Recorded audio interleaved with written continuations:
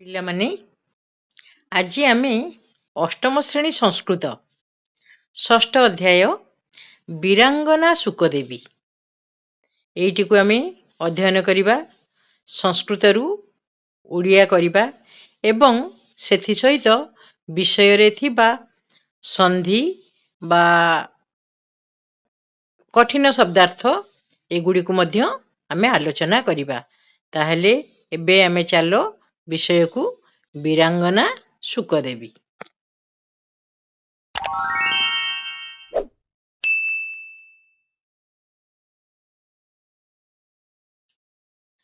ପିଲାମାନେ ତାହେଲେ ଦେଖ, ବିଷୟ ପ୍ରବେଶ କୁମାର ସୁଭଦ୍ରା, ଏଇ ଦୁଇ ଜଣଙ୍କ ଭିତରେ କଥୋପକଥନ ଚାଲିଛି।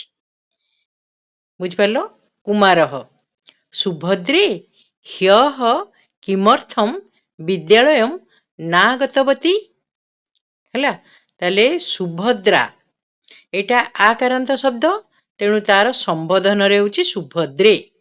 ସୁଭଦ୍ରା ନାମକ ଝିଅଟିକୁ ସେ ସମ୍ବୋଧନ କରି କହୁଛି, ହେ ସୁଭଦ୍ରେ, ଅର୍ଥାତ୍ ହେ ସୁଭଦ୍ରା, ହ୍ୟଃ, ହ୍ୟଃ ମାନେ ଗତକାଲି, କିମರ್ಥମ୍ ସନ୍ଧି ବିଚ୍ଛେଦ କର ପିଲାମାନେ, କିମ୍ ଯୁକ୍ତ ଅର୍ଥମ୍ କଣ ପାଇଁ, କିମರ್ಥମ୍ କହିଲେ କଣ ପାଇଁ, ବିଦ୍ୟାଳୟମ୍ ସନ୍ଧି ବିଚ୍ଛେଦ କରିବା, ବିଦ୍ୟା ଯୁକ୍ତ ଆଳୟମ୍ ବିଦ୍ୟାଳୟକୁ, ନାଗତବତୀ ଆଗ ସନ୍ଧି ବିଚ୍ଛେଦ କର, ନ ଯୁକ୍ତ ଆଗତବତୀ। ହେଲା, ତାହେଲେ କୁମାର ପଚାରୁଛି ସୁଭଦ୍ରାକୁ, ହେ ସୁଭଦ୍ରା, ଗତକାଲି କଣ ପାଇଁ ବିଦ୍ୟାଳୟକୁ ଆସିଲ ନାହିଁ? ହେଲା, ଆଗତବାନର ସ୍ତ୍ରୀଲିଙ୍ଗ ହେଲା ଆଗତବତୀ। ଯେହେତୁ ସୁଭଦ୍ରା ସ୍ତ୍ରୀଲିଙ୍ଗରେ ଅଛି, ତେଣୁ ସେଥିପାଇଁ ଲାଗିଛି ନ ଆଗତବତୀ ମାନେ ଆସିଲ ନାହିଁ, କାଲି କାହିଁ ସ୍କୁଲକୁ ଆସିଲ ନାହିଁ? ସୁଭଦ୍ରା ହ୍ୟଃ ମହିଳା ଦିବସ ଆସୀତ୍। ହେଲା, ସୁଭଦ୍ରା କହିଲା କାଲି ଦିବସଟି ଥିଲା କଣ? ମହିଳା ଦିବସ। ଗ୍ରାମେ ସଭା ଆୟୋଜିତା, ଗାଁରେ ସଭାର ଆୟୋଜନ କରାଯାଇଥିଲା। ବହବହ ମହିଳାଃ ନେତାରଃ ଚ ଭାଷିତବନ୍ତଃ, ବହବହ ଅର୍ଥାତ୍ ଅନେକ, ମହିଳା ନେତାରଃ ମହିଳା ନେତାମାନେ, ଚ ଭାଷିତବନ୍ତଃ ସେଠି ମଧ୍ୟ ଭାଷଣ ଦେଉଥିଲେ। ଅହମ୍ ତତ୍ର ଗତବତୀ ମୁଁ ସେଠାକୁ ଯାଇଥିଲି। ଗତବତୀ ତତ୍ର ହେଲା ସେଠାକୁ, ଗତବତୀ ପ୍ରକୃତି ପ୍ରତ୍ୟୟ ଟିକେ କରିବା ଯଦି ଆମେ, ତାହେଲେ ହବ ଗମ୍ ଯୁକ୍ତ ତବତୁ, ବ୍ରାକେଟରେ ଲେଖା ହବ ସ୍ତ୍ରୀ ଉଇଥ୍, ଅର୍ଥାତ୍ ଗତବାନର ସ୍ତ୍ରୀଲିଙ୍ଗ ହେଲା ଗତବତୀ। ତେଣୁ ସୁଭଦ୍ରା କହିଲା ଯେ ମୁଁ ସେଠାକୁ ଯାଇଥିଲି। କୁମାର ପୁଣି ତାକୁ କହିଲା ଆନନ୍ଦସ୍ୟ ବିଷୟ, ହେଲା, ଏହା ତ ବଢିଆ କଥା, ଆନନ୍ଦ କଥା। ସମ୍ପ୍ରତି ନାରୀ ଶକ୍ତି ବିକାଶାୟ ବିବିଧା ଯୋଜନା ପ୍ରଚଳତି। ସମ୍ପ୍ରତି, ସମ୍ପ୍ରତି କହିଲେ ବର୍ତ୍ତମାନ, ବର୍ତ୍ତମାନ ନାରୀ ଶକ୍ତି ବିକାଶାୟ ନାରୀ ଶକ୍ତିର ବିକାଶ ପାଇଁ, ଉନ୍ନତି ପାଇଁ, ବିବିଧା ଯୋଜନା ପ୍ରଚଳତି ବିଭିନ୍ନ ପ୍ରକାର ଯୋଜନା ପ୍ରଚଳିତ ହେଉଛି। ସୁଭଦ୍ରା ପ୍ରାଚୀନ କାଳାତ୍ ନାରୀଣାମ୍ ମହତ୍ୱମ୍ ବହୁଧା ବର୍ଣ୍ଣିତମ୍। ସୁଭଦ୍ରା କହିଲା ଯେ ପ୍ରାଚୀନ କାଳରୁ, ହେଲା, ପୂର୍ବ କାଳରୁ ନାରୀଣାମ୍ ମହତ୍ୱମ୍ ନାରୀମାନଙ୍କର ମହତ୍ୱ ବା ମହିମା ବହୁଧା ବର୍ଣ୍ଣିତମ୍ ବହୁ ଜାଗାରେ କଣ ବର୍ଣ୍ଣନା କରାଯାଇଛି। କୁମାରଃ ଆମ୍ ସତ୍ୟମ୍, କୁମାର କହିଲା ହଁ ସତ, ଆମ୍ ମାନେ ସତ। ଅସ୍ମାକମ୍ ଓଡ଼ିଶା ଦେଶେ, ଆମମାନଙ୍କର ଓଡ଼ିଶା ପ୍ରଦେଶରେ, ହେଲା, ଆମମାନଙ୍କର ଓଡ଼ିଶା ପ୍ରଦେଶରେ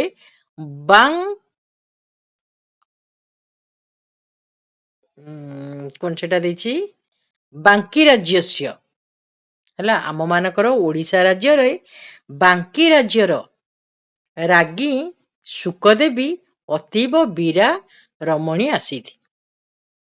ଆମ ଓଡ଼ିଶା ପ୍ରଦେଶର ବାଙ୍କି ଏଇ ଜାଗାର ରାଜ୍ଞୀ ଅର୍ଥାତ୍ ରାଣୀ ଥିଲେ କିଏ? ଶୁକଦେବୀ। ଅତୀବ ବୀରାରମଣୀ ଆସିଥି। ଅତୀବ ସନ୍ଧି ବିଚ୍ଛେଦ କର, ଅତି ଯୁକ୍ତ ଇବ, ଅତ୍ୟନ୍ତ ବୀରରମଣୀ ଥିଲେ। ସୁଭଦ୍ରା। ରାଜ୍ୟାଃ ଶୁକଦେବଃ ଶୁକଦେବ୍ୟାଃ ବିଷये ସର୍ବେ ଜାନନ୍ତୁ ଇତି ଚର୍ଚ୍ଚା ଅଭବତ୍। ସୁଭଦ୍ରା କହିଲା, ରାଣୀ ବା ଏଇ ଯୋଉ ରାଜ୍ଞୀ ଶୁକଦେବୀଙ୍କ ବିଷୟରେ ସମସ୍ତେ ଜାଣନ୍ତୁ, ଏହା ନିଶ୍ଚୟ ଚର୍ଚ୍ଚା କରିବା ଦରକାର। ହେଲା, ଚର୍ଚ୍ଚା ହେଲା। କୁମାର। କା ଚର୍ଚ୍ଚା ଆସିତ୍? କଣ ସେଠି ଚର୍ଚ୍ଚା ହେଲା? କଣ ଆଲୋଚନା ହେଲା? ଯୋଉ ତାଙ୍କ ଗାଁକୁ ଆସିଥିଲେ ସବୁ, କଣ ସ୍ତ୍ରୀ ଲୋକମାନେ ମହିଳା ଦିବସ ପାଳନ କରାଯାଉଥିଲା। ସୁଭଦ୍ରା। ଅହମ୍ ସର୍ବମ୍ ନ ସ୍ମରାମି। ମୁଁ ସବୁ କଥା ମନେ ରଖିପାରି ନାହିଁ। ହେଲା, ଅହମ୍ ସର୍ବମ୍ ନ ସ୍ମରାମି, ମୁଁ ସବୁ କଥା ମନେ ରଖିପାରି ନାହିଁ। କେବଳମ୍ ଜୟତୁ ରାଜ୍ଞୀ ଶୁକଦେବୀ ଇତି ଧ୍ୱନି ହିଁ ପ୍ରବଳଃ ଆସିତ୍। କହିଲା ଯେ ଜୟତୁ ରାଣୀ ଶୁକଦେବୀଙ୍କର ଜୟ ହେଉ, ଏହି ଧ୍ୱନିଟି ପ୍ରବଳ ମାତ୍ରାରେ ଥିଲା। ଶିକ୍ଷକ ପ୍ରବିଶ୍ୟ କଥୟତି। ଏଇ ଦୁଇ ଜଣ ଯାକ କଥାବାର୍ତ୍ତା ହେଉଥିବା ସମୟରେ ଶିକ୍ଷକ ଶ୍ରେଣୀ ମଧ୍ୟକୁ ପ୍ରବେଶ କରି କହିଲେ, ଯୁବୟୋଃ ବାର୍ତ୍ତାଳାପଃ ମୟା ଶ୍ରୁତଃ। ଯୁବୟୋଃ ଅର୍ଥାତ୍ ତୁମ ଦୁଇ ଜଣଙ୍କର, ବାର୍ତ୍ତାଳାପଃ ସନ୍ଧି ବିଚ୍ଛେଦ କରିବା, ବାର୍ତ୍ତା ଯୁକ୍ତ ଆଳାପଃ, ତୁମ ଦୁଇ ଜଣଙ୍କର କଥାବାର୍ତ୍ତା ମୟା ଶ୍ରୁତଃ, ମୁଁ ଶୁଣି ସାରିଛି। ତତ୍ ବିଷये ଅହମ୍ ବିସ୍ତାରେଣ ବର୍ଣ୍ଣୟାମି। ତତ୍ ବିଷये ଅର୍ଥାତ୍ ସେହି ବିଷୟରେ, ଅହମ୍ ମୁଁ, ବିସ୍ତାରେଣ ବର୍ଣ୍ଣୟାମି ପୁରା ଭଲ ଭାବରେ ତୁମକୁ ବର୍ଣ୍ଣନା କରି କହୁଛି। ପ୍ରାଚୀନ କାଳେ ଉତ୍କଳ ଖଣ୍ଡେ ବିଭିନ୍ନ ସ୍ଥାନେଷୁ ନରପତି ନାମ ଶାସନମ୍ ଆସିତ୍। ତାହେଲେ ଶିକ୍ଷକ କହିଲେ, ପ୍ରାଚୀନ କାଳେ ଅର୍ଥାତ୍ ପୂର୍ବ କାଳରେ, ଉତ୍କଳ ଖଣ୍ଡେ ଉତ୍କଳ ପ୍ରଦେଶରେ, ଉତ୍କଳ ଖଣ୍ଡରେ, ବିଭିନ୍ନ ସ୍ଥାନେଷୁ ଭିନ୍ନ ଭିନ୍ନ ଜାଗାରେ, ନରପତି ନାମ ଅର୍ଥାତ୍ ରାଜା ମାନଙ୍କର ଶାସନମ୍ ଆସିତ୍, ଶାସନମ୍ ଯୁକ୍ତ ଆସିତ୍ ଅର୍ଥାତ୍ ଶାସନ ଥିଲା। ତେଷୁ ମହାନଦୀ ତୀରେ ବାଙ୍କୀ ରାଜେ। ତେଷୁ ଅର୍ଥାତ୍ ସେମାନଙ୍କ ମଧ୍ୟରୁ, ମହାନଦୀ ତୀରେ ମହାନଦୀ କୂଳରେ, ବାଙ୍କୀ ରାଜ୍ୟରେ ଧନଞ୍ଜୟ ଶ୍ରୀଚନ୍ଦନ ରାଜା ଆସିତ୍। ହେଲା, ଧନଞ୍ଜୟ ଶ୍ରୀଚନ୍ଦନ ରାଜା ଥିଲେ। ତାଙ୍କ ନାଁ ହଉଛି ଧନଞ୍ଜୟ ଶ୍ରୀଚନ୍ଦନ। ତସ୍ୟ କଦାଚିତ୍ ରାଜ୍ଞା ଗଜପତିନା ଗୋପୀନାଥ ଦେବେନ ସହ ଯୁଦ୍ଧମ୍ ଅଭବତ୍। ତସ୍ୟ ଅର୍ଥାତ୍ ତାଙ୍କର, ଧନଞ୍ଜୟ ଶ୍ରୀଚନ୍ଦନଙ୍କର, କଦାଚିତ୍ ଅର୍ଥାତ୍ କୌଣସି ଏକ ଥର, କୌଣସି ଦିନ, ରାଜ୍ଞା ଗଜପତିନା ଗୋପୀନାଥ ଦେବେନ, ରାଜା ଗଜପତି ଗୋପୀନାଥ ଦେବଙ୍କ ସହିତ ଯୁଦ୍ଧମ୍ ଅଭବତ୍, ଯୁଦ୍ଧ ହୋଇଥିଲା। ଯୁଦ୍ଧେ ରାଜ୍ଞଃ ଧନଞ୍ଜୟ ଶ୍ରୀଚନ୍ଦନସ୍ୟ ମୃତ୍ୟୁରଭବତ୍। ତାହେଲେ ଏହି ଯୁଦ୍ଧରେ ରାଜା ଧନଞ୍ଜୟଙ୍କର କଣ? ମୃତ୍ୟୁ ଯୁକ୍ତ ଅଭବତ୍, ମୃତ୍ୟୁ ହୋଇଯାଇଥିଲା। ବୁଝିପାରିଲ? ତାହେଲେ ଧନଞ୍ଜୟ ଶ୍ରୀଚନ୍ଦନ ଆଉ ଗୋପୀନାଥ ଦେବଙ୍କ ମଧ୍ୟରେ ଧନଞ୍ଜୟ ଶ୍ରୀଚନ୍ଦନଙ୍କର ମୃତ୍ୟୁ ହେଇଗଲା। ଏତତ୍ ଶ୍ରୁତ୍ୱା, ଏହା ଶୁଣି, ତସ୍ୟ ରାଜ୍ଞୀ ଶୁକଦେବୀ, ତାଙ୍କର ରାଣୀ, କାହାର?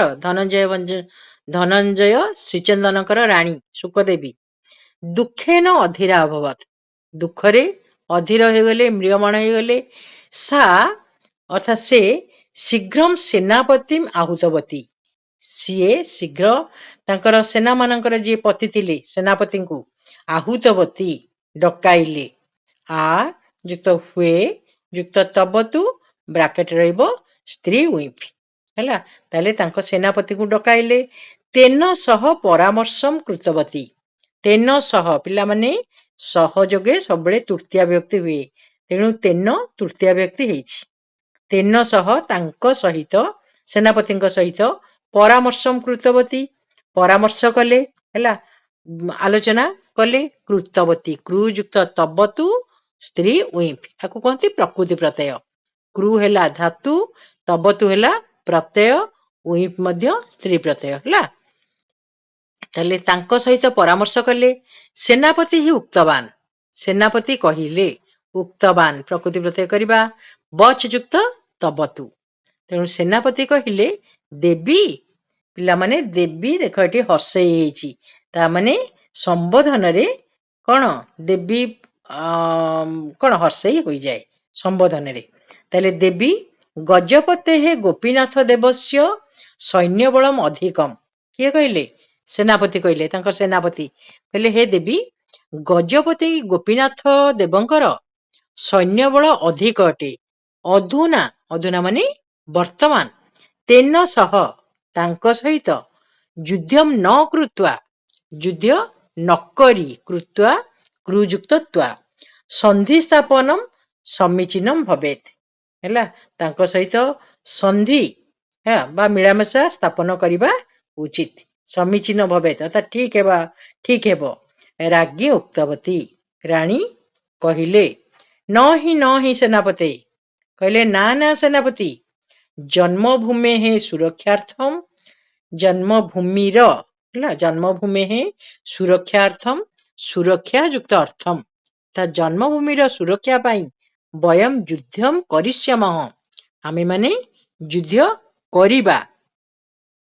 ବାଙ୍କି ରାଜ୍ୟସ୍ୟ ଅଧିଷ୍ଠାତ୍ରୀ ଦେବୀ ମାତା ଚର୍ଚ୍ଚିକା ଅସ୍ମାକମ୍ ସହାୟିକା। ହେଲା, ବାଙ୍କି ରାଜ୍ୟର ଅଧିଷ୍ଠାତ୍ରୀ ଦେବୀ ମା ଚର୍ଚ୍ଚିକା ଆମମାନଙ୍କୁ ସାହାଯ୍ୟ କରିବେ, ଆମର ସହାୟକ ହେବେ। ଚିନ୍ତା ମା କୁରୁ, ତେଣୁ ଚିନ୍ତା କର ନାହିଁ।